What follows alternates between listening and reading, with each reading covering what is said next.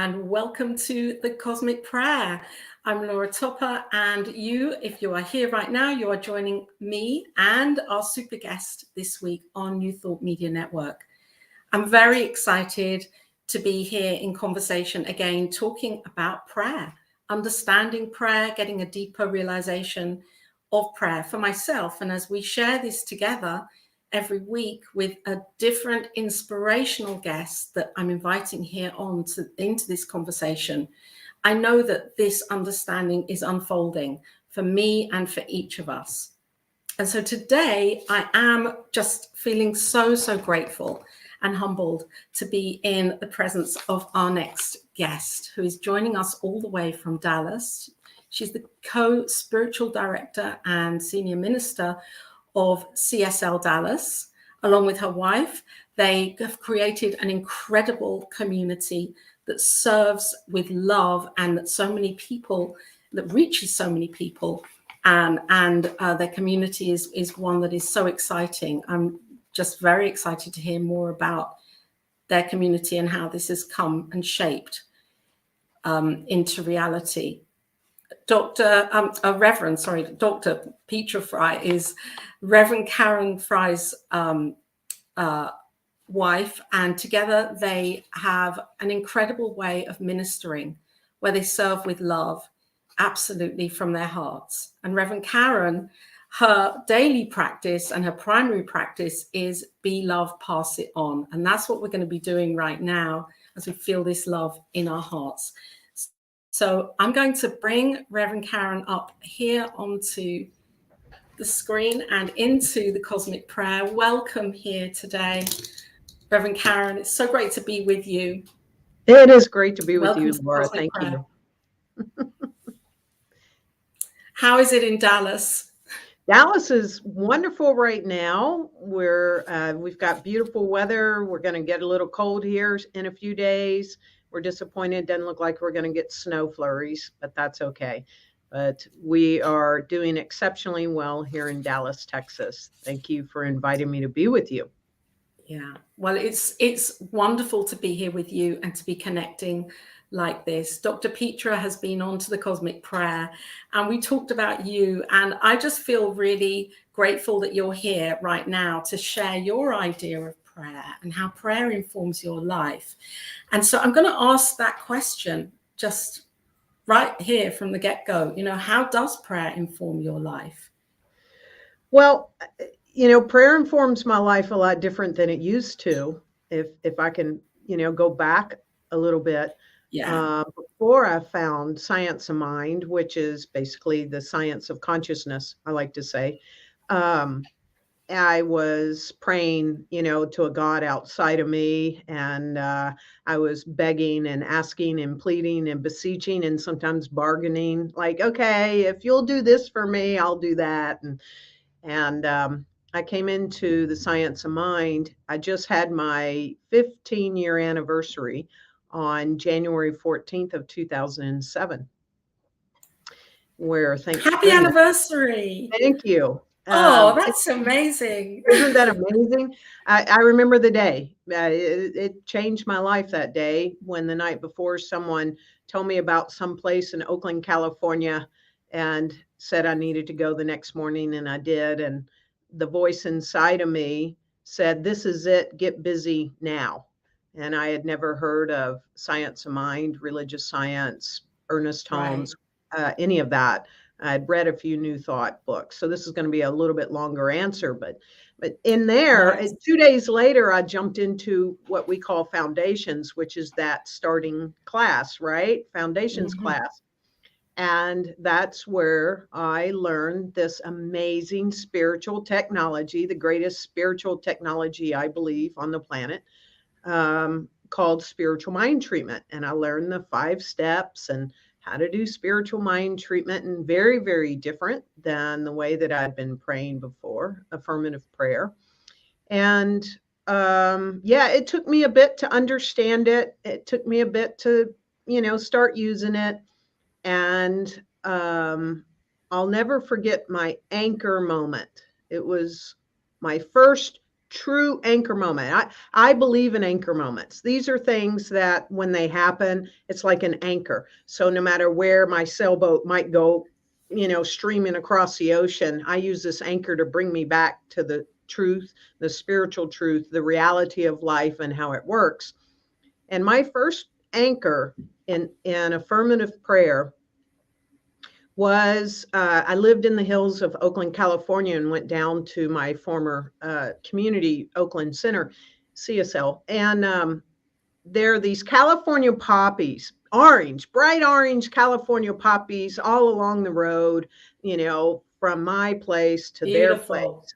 And even in the parking lot, there they had these California poppies. And after that particular Sunday service, I remember going out to the end of the parking lot and looking upon these California poppies. And I was like, man, I want those in my garden. And you can't pick them, they're protected in California. Yeah. And so I went back home and I had 100-foot English garden, which I think you can appreciate, right? Like this 100-foot English garden. And I stood on a railroad tie. And no one in my neighborhood had poppies. And I stood on that railroad tie and I did a spiritual mind treatment for California poppies in my garden. Did that affirmative prayer and did it, and like, boom. And so it is. And I walked away and I didn't think about it again. And a year later, I was standing on that same railroad tie and it finally occurred to me, looking at that garden, that there were these orange California poppies everywhere in my garden. Oh my word. And they hadn't been there for a few months, but it had not connected. Like, I'm on this railroad tie and this is a year later and I did not plant the poppies. Nothing. Maybe a bird flew over and dropped a poop on, or I have no idea. And I still don't know and I don't need to know. But that was my first true anchor moment that I went, really? Okay. So this stuff we say here, TSRW, and you may have to bleep this. No, I'm kidding, but we do say this stuff really works. This, yes, and we don't, but we say this stuff really works, or this science really works, or this spirituality really works. TSRW, and that was my first anchor moment, and from there, what that did for me is it created so much belief that I believe that this works. Like, this fully works. It doesn't matter what it is. It works, and it works every time. So, of course, we can't wait for the manifestation to occur to get the belief. That's the paradox. I have to have the belief in order to get the manifestation. And everybody's like, well, prove it, and then I'll believe. Well, actually, you've got to believe it to actually before prove you see it.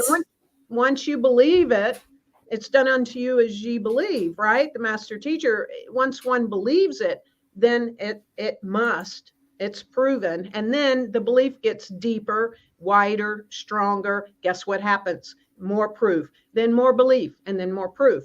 But it can't be proof, then belief. And so this was my first anchor moment. So anytime I sort of waffle and wiggle inside of myself when I do a spiritual mind treatment, I'm like California poppies.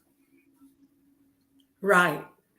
And yes. And I can and I will share as many as you want to know, but I mean, from I use it all the time. I sometimes go periods where I don't do affirmative prayer for myself, which is crazy. And I'm reminded, like, oh, Karen, you could just do this, because I love this thing. And I'm so excited about this topic. I'm glad I get to talk about it. This is the way that Jesus prayed. And it is ask and ye shall receive. The root word of ask is actually claim and declare. See, ask, so claim and declare. That's what he was doing. Lazarus, come out. Lazarus, anyway, come out. It was get up and walk. And so over the years, and I've used this now for 15 years, which my life is the best life imaginable thanks to it. Over the years, I would sort of feel like I was asking, in the beginning, and then it was like I would use some words like, well, I know. But now, as I've progressed, I have no issue saying I claim it, I declare it. Yes. And by the way, where I'm at now is I command it. I command Yes. the seas to still, right? I command. And that's been my journey.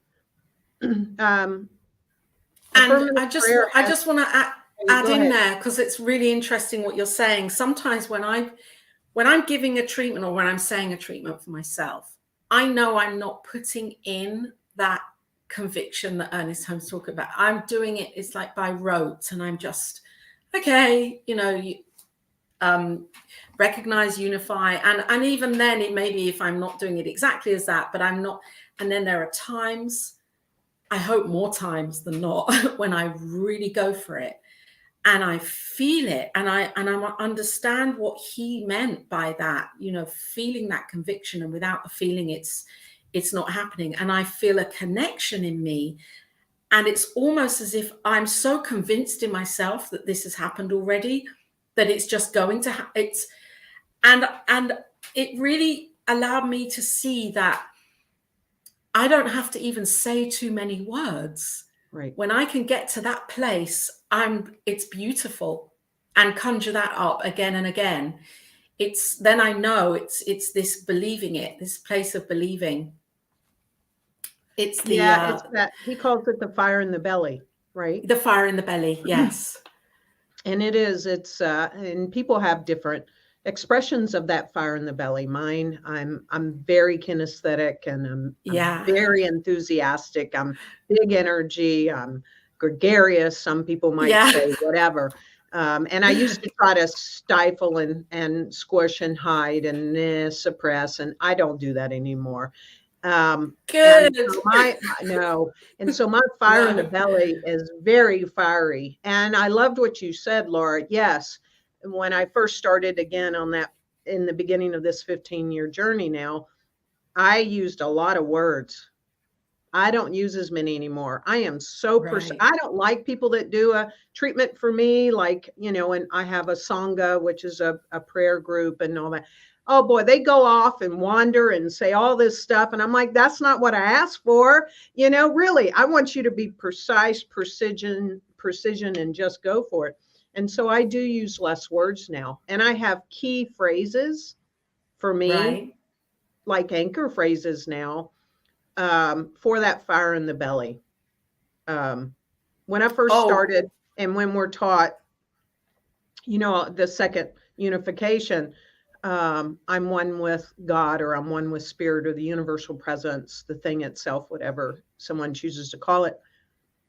I'll never forget when I was moving into my second year of practitioner training, we had a mock panel, and I thank Reverend Sharon Dunn for this forever. And that mock panel, she said, how about you drop the word with and only use the word as? And it changed everything. I'm one as spirit. That with is a subtle duality, right? But when we're starting out and with our training wheels, and we're just doing this, that with is important, because even being one with something can be a stretch. But especially if we've come from a place of begging and beseeching, and then with feels like in companion, there's a companion here, and it's working with me. Yes. And yet over time it's as, right? And then another big, I don't think I do a single spiritual mind treatment without saying, I am that I am. Again, a master teacher, very key phrase. I am that I am, right? And so there are certain phrases that it's like, yeah, there's my fire in the belly when I say that. Petra taught me something in the past, I say 2 years. There was yet another way for me to deepen and expand in this thing. And I used to say, by the power and the authority of fill in the blank, but by the it's so removed. I don't know that I can bring it back up, but I used to say, let's say, by the power of the Christ consciousness, I speak this word, right? I guess I didn't say authority, but by the power of the Christ consciousness, I speak this word. And she said, why do you think that you need someone else's authority or power in order to speak this word? And that too took me to a whole nother level, like the word as and dropping with. So I don't do that anymore. I say, I speak this word, right? I don't have to say my word. It's this word, and the word is made flesh. This is all the master teaching, the way he prayed and wanted to teach people how to pray. Ernest Holmes was so brilliant that he put it in a way that could be taught, replicated, and duplicated.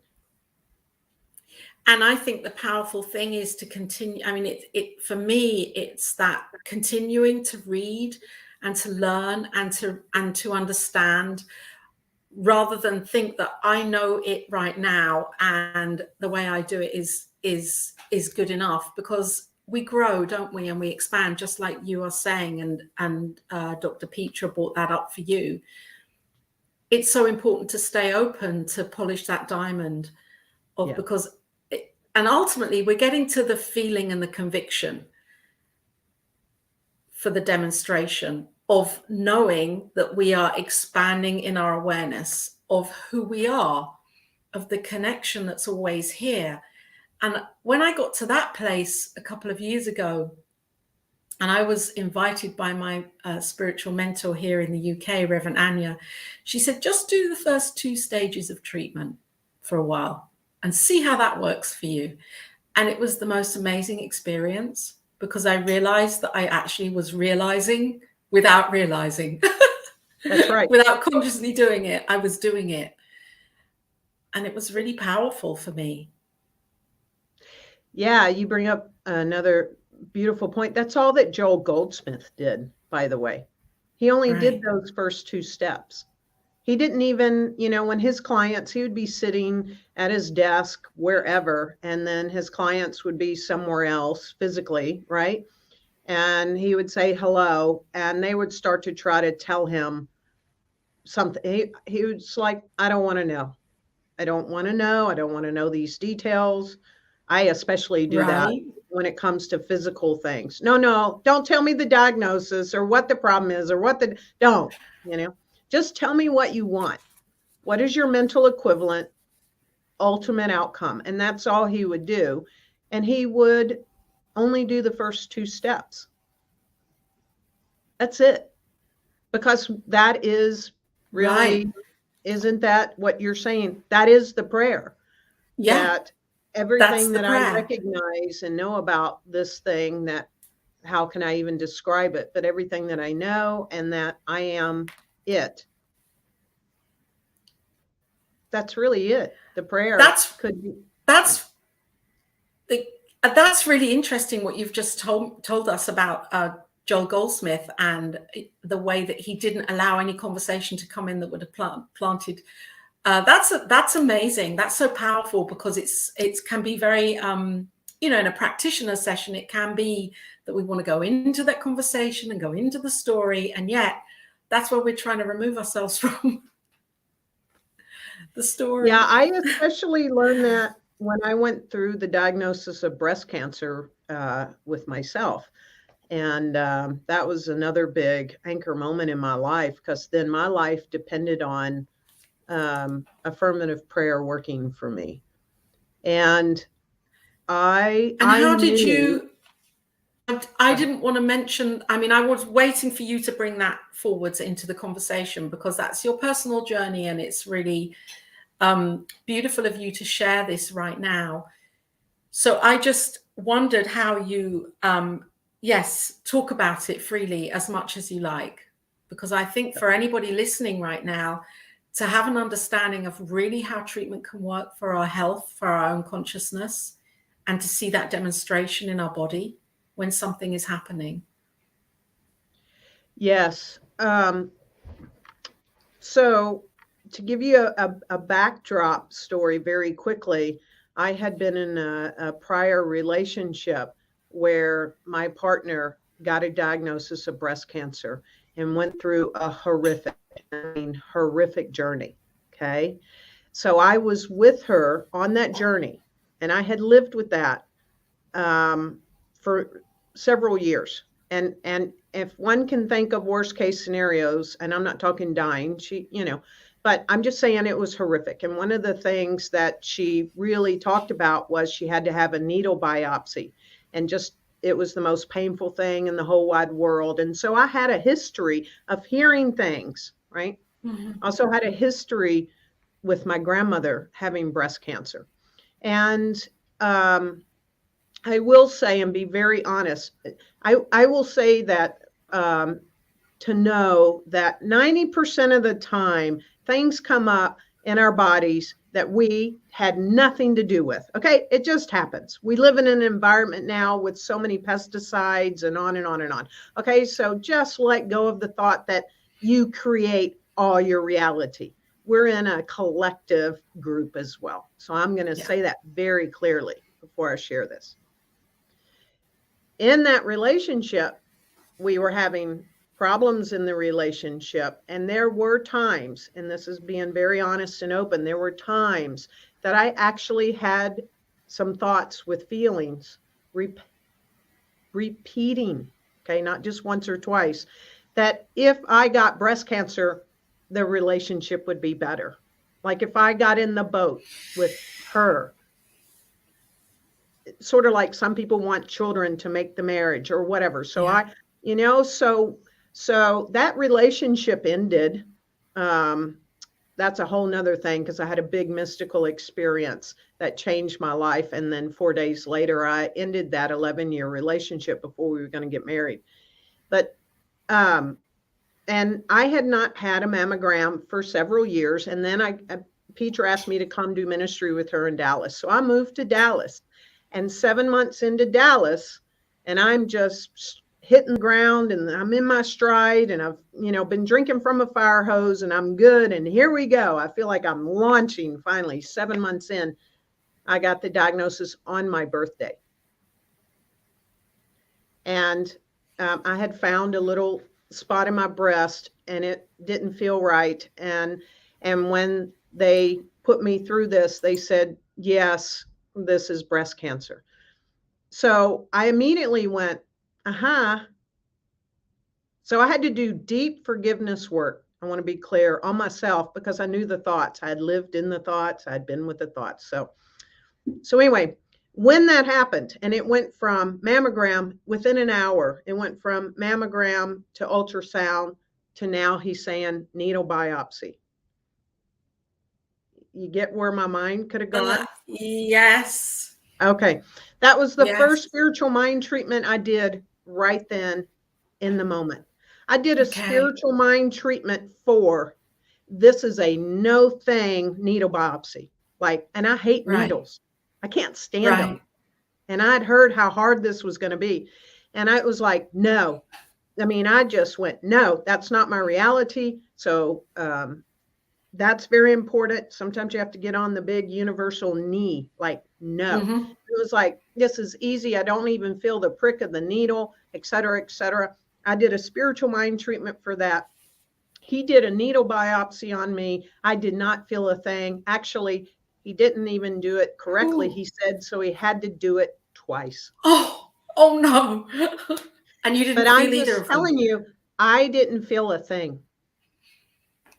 And so then I went, okay, so I use spiritual mind treatment the whole way. But the reason why I brought this up, and so I did, I am cancer free, and I had to also do certain things. My eating habits changed overnight. I got rid of all the junk, all the crap, no sugar, no white flour, only organic, no coffee. I was like, okay, I'm going to do this. And I got support but I saw an MRI, and this is why I don't want to hear details when there's physical things. When my eyes saw an MRI that I literally had 10 tumors, not just one, but I had 10 in my left breast. I couldn't unsee those 10 tumors. So I could not in my own self get to this could just go away with nothing. That wasn't my mental equivalent. Right. So I say that because if I had to do it all over again, I probably wouldn't have let the doctor show me the MRI. Right? Because people and to be clear that this is not a spiritual bypass, because you were doing the work, you were doing the forgiveness, you were doing that deep dive within yourself. I used all the tools. I used affirmations. I'm one with God. I'm totally healthy. I still say that today millions of times. I did, affirmations. I did big forgiveness work on myself and my immediate family and anybody else, right? That ex-partner, I just had to do deep spirit, but then I talked to a doctor that wasn't my doctor who had gone through it, someone in our community. I told the community there's a talk if you want to see it. It's really good. It's called Unexpected Blessing on the Unexpected Blessing. Yes. Okay. It was an unexpected blessing for my life on the CSL Dallas YouTube channel. It's called Unexpected Blessing. And if you want to see a really fun one, a few years later, it was called Unexpected Blessing Part 2. And that's when Peter and I say we fell in love. Okay. So, it's really, both of them are great. So, anyway, so just to be clear, I spoke to a doctor and I said, okay, I made a decision to have a mastectomy, but I wanted nothing else afterwards. Like nothing. And no medication. No radiation, no chemo, and everybody gets to make their own decisions in their own body. And I was not even in a relationship. It was just me. And I got to make my own decisions. And I worked with a natural doctor, a naturopath. And I did everything as much as I could naturally. And I used Western medicine. We believe in it all, right? And I have a whole nother thing about chemo and their books. And I was like, that is not going into my body at all. And so I asked this doctor, okay, what is the best possible outcome from your medical? She wasn't my doctor. I asked someone else, what is the best? She said, you want, after mastectomy, you want no lymph nodes to be removed. You want great margins, and you want nothing else to happen. And that became my mental equivalent. Okay. I said, that I can do. That's my mental equivalent. And that's what I did treatment for. And I even invited the day of the surgery. I visually saw, I imagined it like a party. I was like, all those cancer cells, come on. And we got free beer and good food. And there's this landing pad. And what you're going to do is you're all going to come over to the landing pad, and the spaceship is going to lift you up, meaning the surgery, right? And you're all gone, and there's no lymph nodes taken, there's great margins, and there's nothing else. And that's what I got. And it saved my life. And I never fear cancer. I never fear cancer anymore. And I never said that I was a survivor. I'm a thriver. Right. People in culture, we fight cancer. I didn't fight it. I embraced it. What are you here to teach me? What are the gifts you can bring to me? And it brought me, the breast is a very nurturing part of our body, right? We don't, women especially, don't nurture ourselves. Right. I hadn't fully loved myself. How could I fully love myself if I wanted breast cancer to make a relationship better? Things like that. Right. So I used it all. Laura, and I began to love myself fully and completely, and thank God, because then I found my soulmate, because I fully loved me. I could fully be in relationship with me. It was the greatest blessing. Breast cancer was one of the greatest blessings of my life, and I used it as that from the get-go. I'm so humbled. I'm so grateful that you're here right now speaking like this, because you are an absolute example of how to take responsibility for ourselves, for our lives, and to use this practice, which is more than a practice. It can be our way of life, our way of seeing and being and navigating life. And because you mentioned that word a couple of times, that phrase, mental equivalent. It's not talked about a lot, mental equivalent, in our everyday kind of, when we hear talks. I don't hear that phrase a lot, and yet I love that phrase.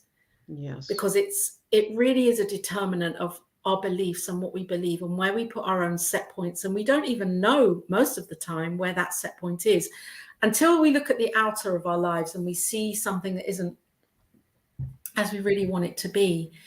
And I just really love it that you said you created a new mental equivalent. You were creating a whole new container that was outside of what you thought was the old container. And that was the space for the new to come through and the healing to happen.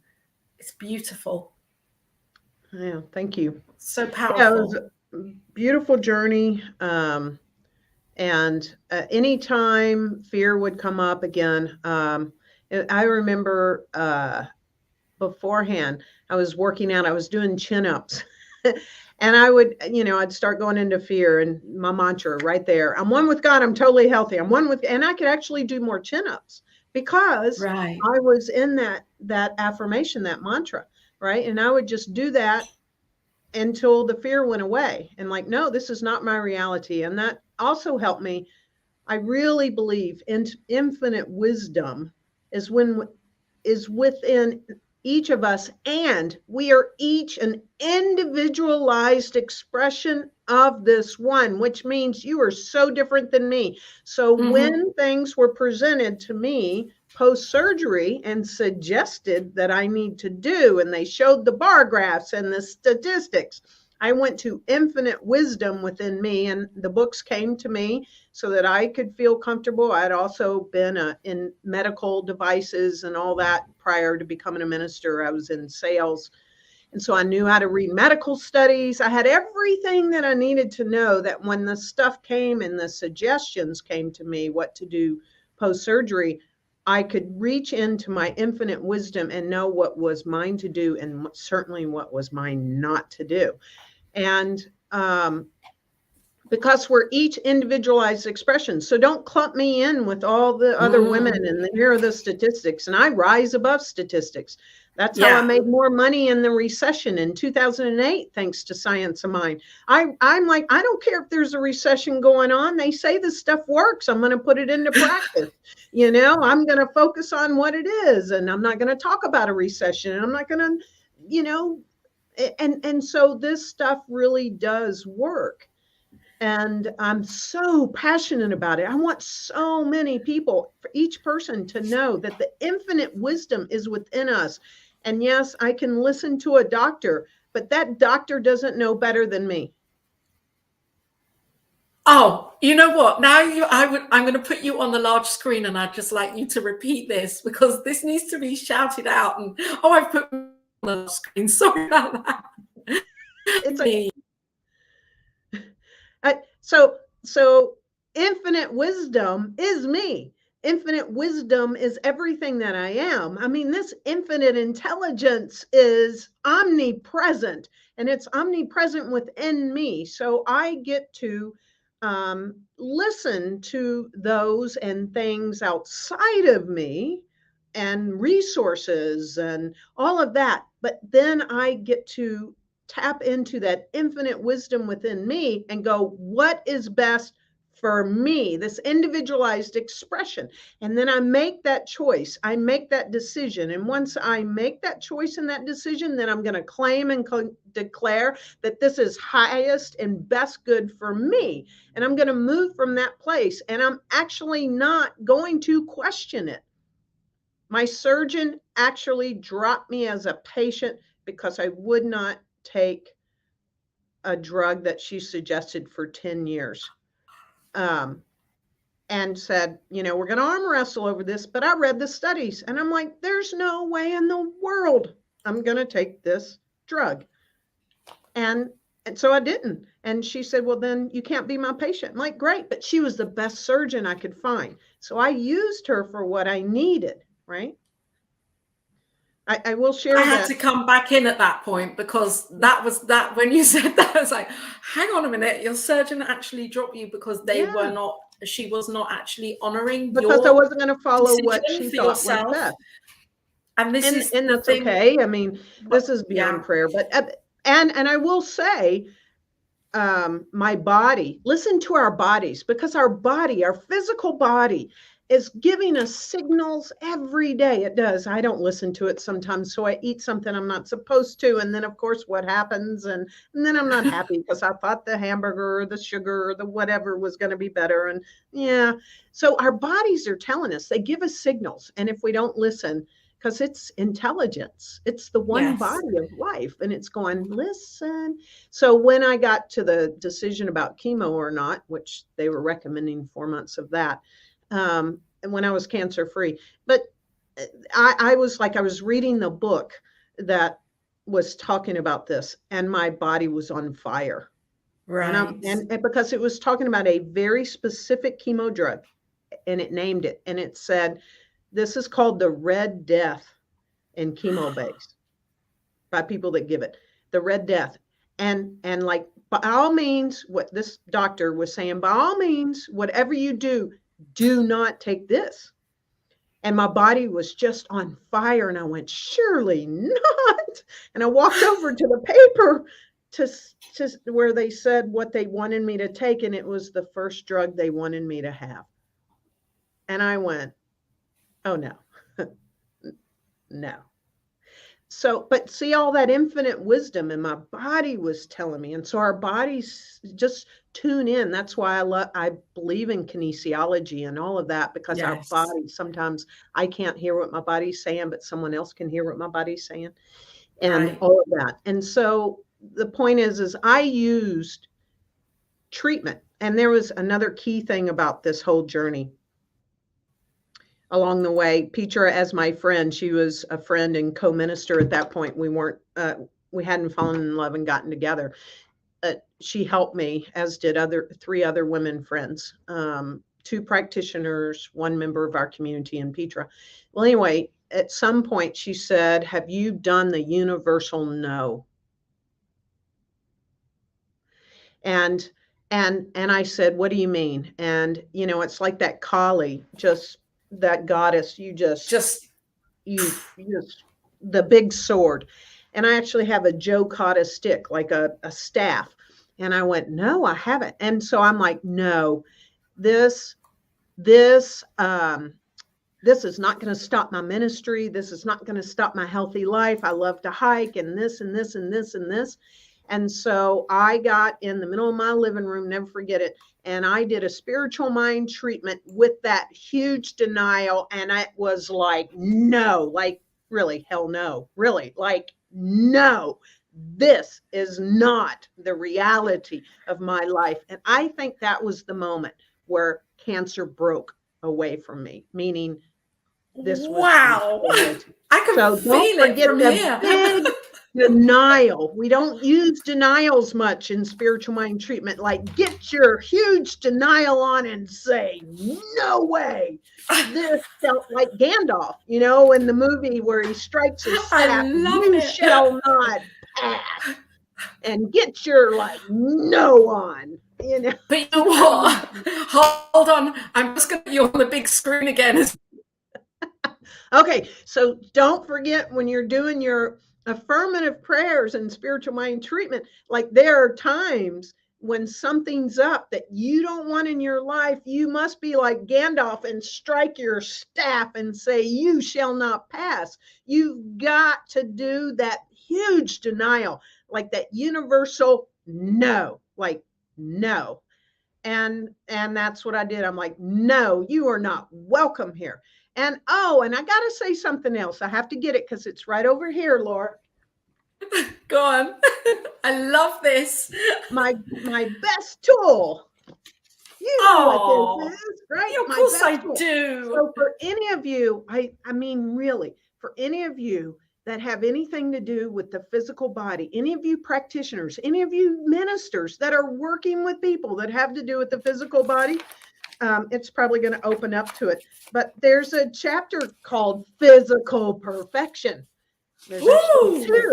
It's called Physical Perfection Continued, right? And in Physical Perfection Continued, he has all of these various things. Fatigue, vision. If you have some sight issues, read vision. Constipation, if you're constipated, and you can go on and on. Feet and legs, but there's one in here on page 234 and 235 called false growths, tumors, cancer, gallstones. I use this all the time for people. I use Right. this for me. And it says, and I love this, he says, declare. And you find what really resonates with you. But listen to this. And this can be used for anything. I love this. Declare. Divine love within me removes from my consciousness every thought unlike God or good, if you want to say. In my physical body, there is only room for perfection because that thought, which is sustaining and nourishing my body, is aware only of perfection. Nothing can come into being except from the one creative mind, and nothing can flourish unless there is something to nourish it. Accordingly, I know that my thought does And not so it is. sustain any false growth, either consciously or unconsciously originated. Hey, anybody got any kind of little false growth? It's like, do that. Nothing within me, consciously or subconsciously, right? And as a minister, as a practitioner, when I'm doing a treatment, I say that because it's about my consciousness, not yours. Yes.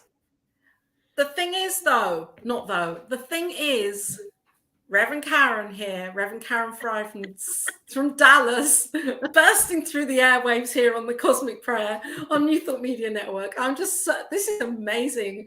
I just want to say, I'm feeling your whole, your conviction and your knowing and your faith and your belief.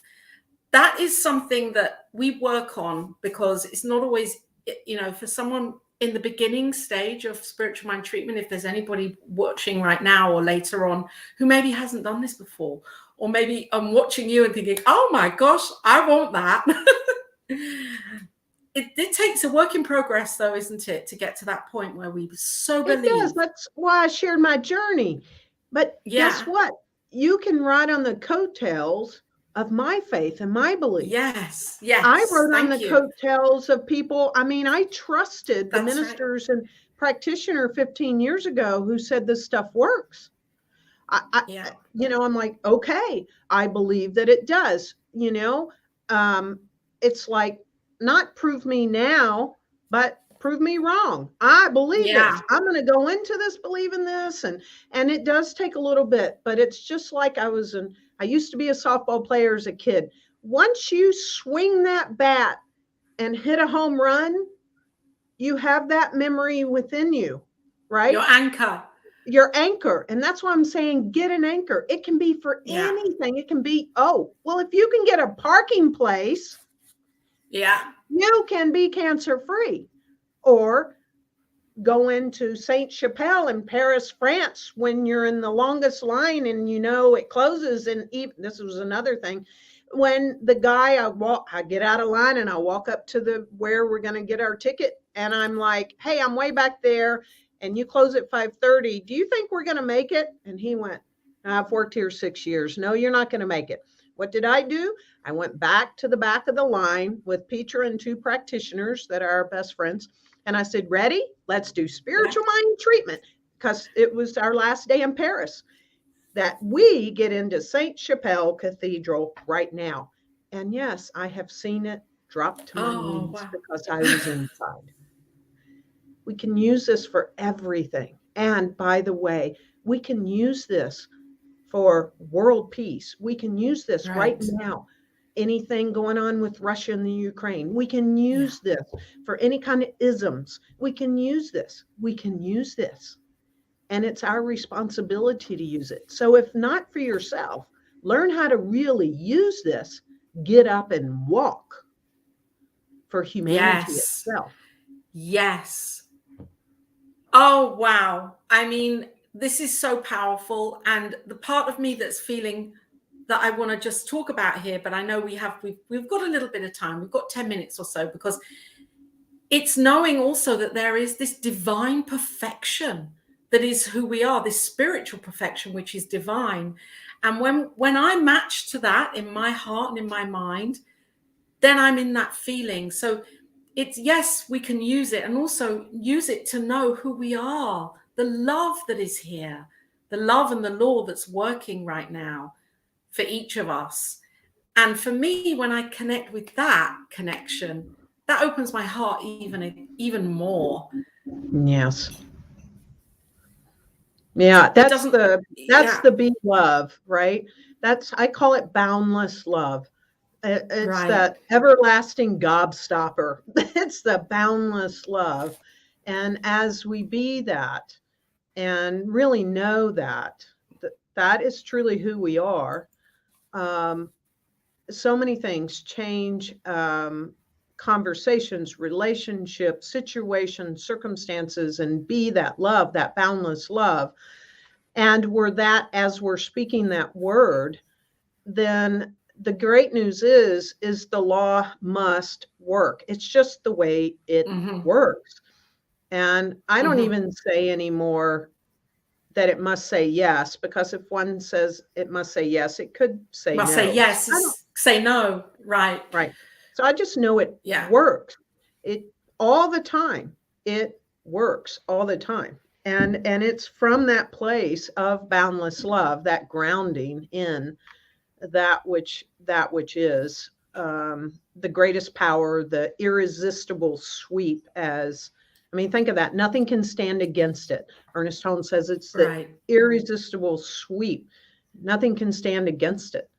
And so we can stand for that boundless love. We can stand as that boundless love. That's the event that changed my life. Changed everything in my life was that mystical experience. And I'm happy to share that. I would love you to. We have about 10 minutes, so I don't know if that's going to be enough time to, or if you want to come back at some point and talk about mystical experience. I can easily do that in a few minutes. I'll give you the short version. And I love that, the short version. I had one of those experiences. There is no short version. Yeah. I was starting a ministry in the Mission District of San Francisco, and I went over to a Baha'i community to talk to the board to get a yes so I could rent their space. I got the yes, and I was on a BART train coming home, the Bay Area Rapid Transit, right? And I was on that coming home, and I had my earbuds in like you, and I was talking on the phone with my partner then, the one that I mentioned before. And she was asking, so how did it go? And I was like, so excited. So I'm walking off the BART train into the station, and I'm talking to her, and all of a sudden within me, something said, stop. And so I did. And I just stopped. And I said, hang on just a second. And she was like, what? And I said, I don't know. Hang on just a second. And within a matter of seconds, to the left of me, an altercation started. And there was some screaming starting to happen. There were what ended up being two white women with a black woman that was the employee of the BART station, right? Screaming at her. And my partner could hear it. And I was like, just give me a second. And she was like, no, what are you doing? Don't be a hero. Because she could hear the screaming. I'm like, would you just please let me be here now? And the phone disconnected. I thought she hung up on me. And so then I could be this boundless love. I'm telling you, it's the greatest power there is. All I did was stand there and be the presence. I wasn't looking at them. I was no longer divided, and I had this undivided life, and I could be that love. I heard the altercation. The human brain was saying, I hope a security guard comes because someone could get killed here. I mean, it was that bad. And I just kept being that love, being that presence, and just like a atomic love bomb. That's, I just imagine it's just sweeping through this place. One of the women dropped off, but the other one that was really pissed off cornered the Black woman in her little, like, you know, the little square where you get your tickets and stuff. That cornered her in there. I do know that because I could peripherally see something. And she was really, it sounded like about to kill her. And then right like that, just like that, I heard laughing. Oh, I'm right back in this spot. It's going to make me cry again. I heard laughing, like the biggest laughter. And I heard the Black woman say, that's the nicest thing anyone has ever said to me. And these two women walked out of that little square room like besties. And the last thing that happened is the woman had her back to me. And, you know, I could see like, oh, that's the woman. Then I was just sort of coming back into my body, and she felt me, and she turned around and she looked at me and she said, can I help you? And I said, no, I just came here to be love. And she looked right at me and she said, thank you. She knew what had happened. She knew. And that's the moment that I changed my life. That was the first part. The second part of the story was when I got home. I started wailing. Now I have to really go short, but I started wailing, and I, like, the deepest sorrow there was, and I didn't know why. And I asked within myself, why am I wailing? And the answer was, your relationship just ended. Because in that moment, I knew who I came here to be, and I knew the power. I knew this thing that we talk about called the presence and the universal presence, and this stuff called affirmative prayer. And I knew I could have it all. And I knew I'd been settling for 11 years. We were great friends, but not everything about this relationship was great. And I knew I could no longer tell you or anyone else that's going to hear this message that you can have it all if I didn't believe I could.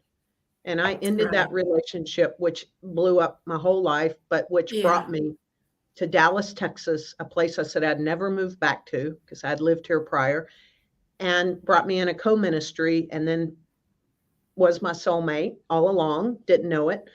And I have a granddaughter, and I could just keep going. I'm a wildlife photographer. I'm traveling the world. I'm doing ministry, and I have more prosperity, not in the form of like money, but it just comes, and on and on and on.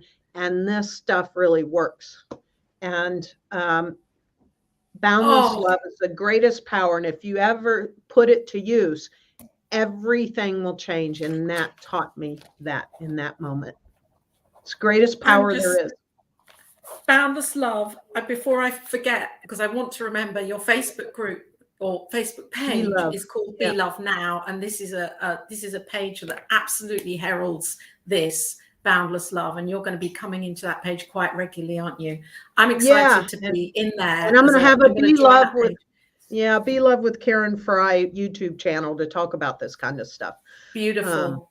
Because it feels to me that what happened for you was you were so bold and so brave to do what you did, and to go back home and realize this love is for you as well.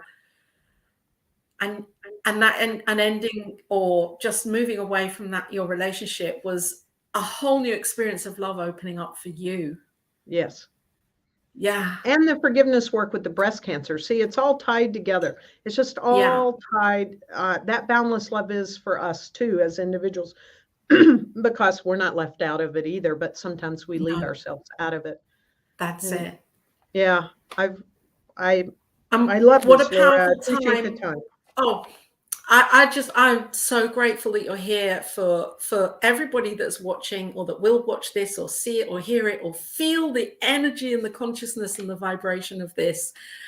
I know I've been moved. I'm moved by you being here. I'm moved by your teachings and your wisdom and your knowing. And thank you so much for being so present and sharing so authentically here on the Cosmic Prayer.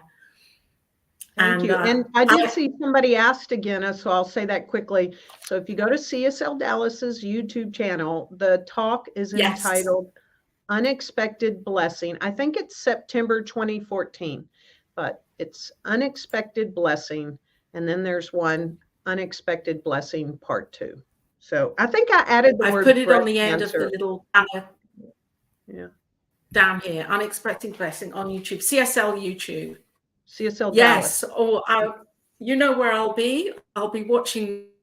Here we go, your website. Straight after this, I'll be on there watching this.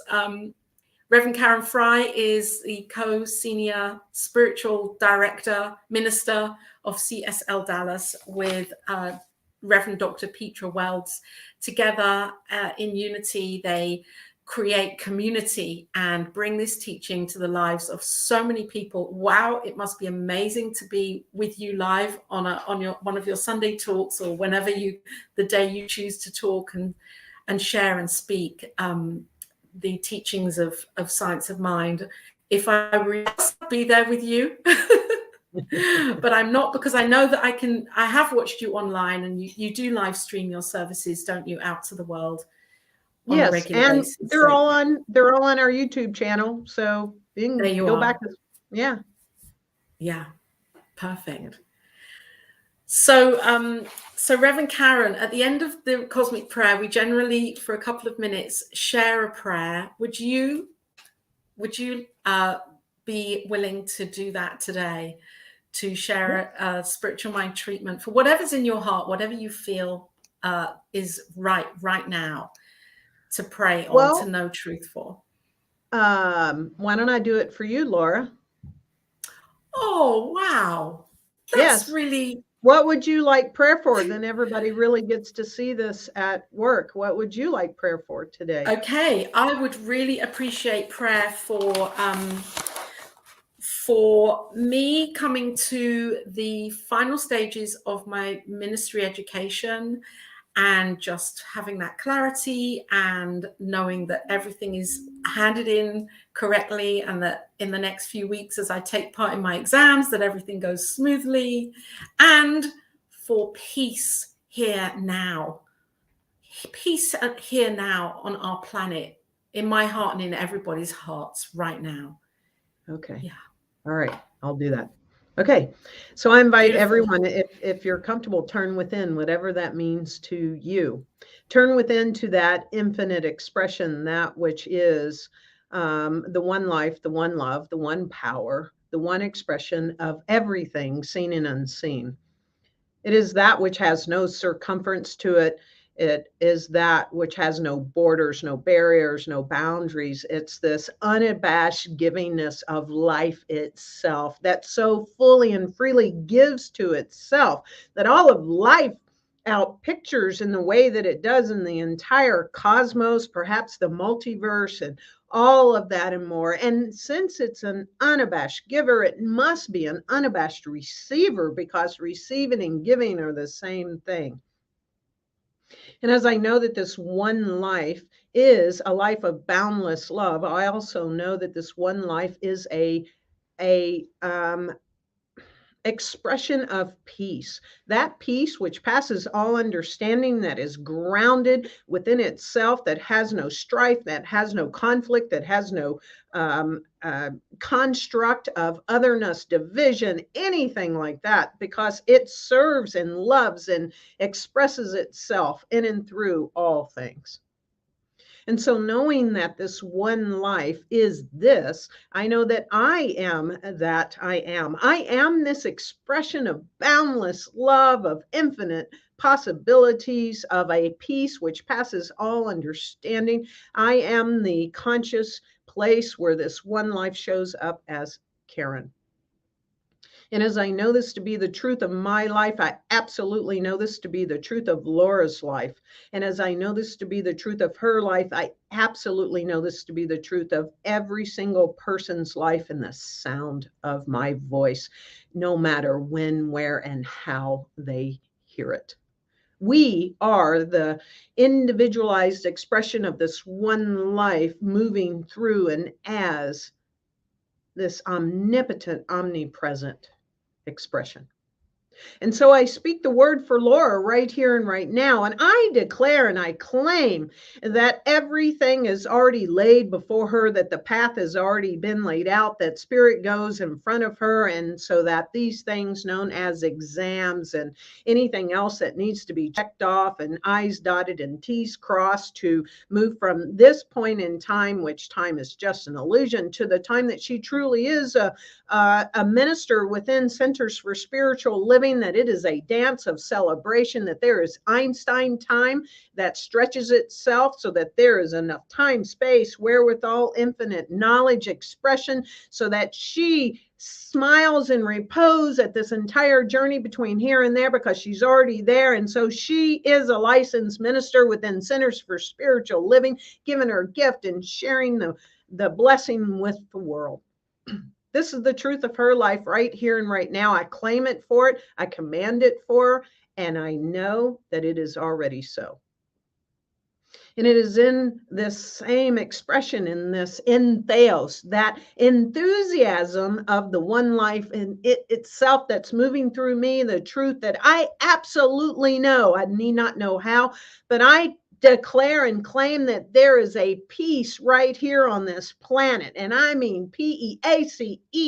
It is a peace which passes all understanding, that humanity awakens to its spiritual magnificence and knows that there's nothing but one thing happening right here and right now. And just as I would cut my own hand, that if any other hand were to bleed, it's my hand bleeding, and that we are all connected into this one body of life itself, and we serve our bodies, this one body. We're each cells in this one body, and there is no harm, there is no conflict, there is no division that goes to violence, that we can have equitable and calm and discussions, and that there is enough infinite intelligence to know how this can work right here and right now. And so the outcome is peace. The experience is peace.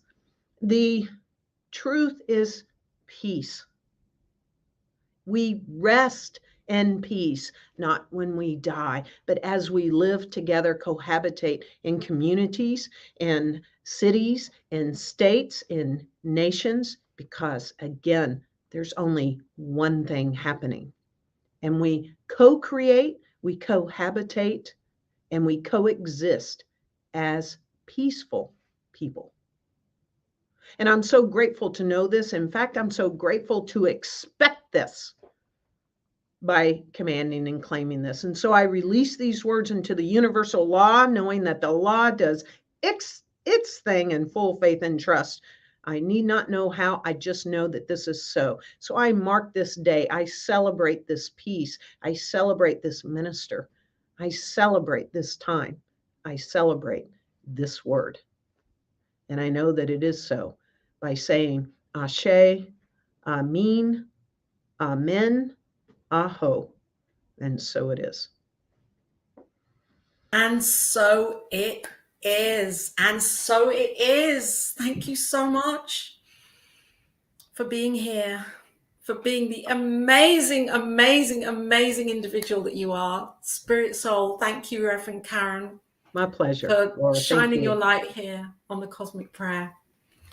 And for everybody that's watching now and still here, of course, absolutely taking in and wallowing in that beautiful prayer and knowing. And I'm going to leave this here, CSL Dallas, so anybody can find you. And of course, on the Facebook page, we can find you there at Be Love. Please go to that Facebook page and share that page with your friends, tell them, and sign up and get ready for Reverend Karen Fry, who's going to be there very regularly, sharing her love, knowing the love, and sharing it there on the Facebook page. And of course, you're on New Thought Media Network, which is an incredible focus ministry, bringing programming, broadcasts, conversations, meditations, spiritual practice, all sorts of amazing and exciting things to you on this thing that we call the internet, over the internet, and it's reaching your heart in beautiful ways. So I'm going to pop up here the the link. If you feel that this has moved you and you know that Source is your supply, then you can go straight to New Media, ntmedia.org, and the love offering link is there, because we know Source is our supply, and this is the way that we show this, by showing our faith, that faith and belief in the reciprocal process. Thank you, Reverend Karen. My for pleasure. being here. Bye, everyone. New Thought Media Network is on the rise. We're looking to grow with you. Do you have technical media experience, or perhaps a desire to learn? Are you willing to volunteer your precious time and attention? We share this message to benefit all. If you possess a computer with a camera and a microphone, we will share our knowledge with you. Behind the scenes or being the star, let us bless our one. Contact us at info@ntmedia.org.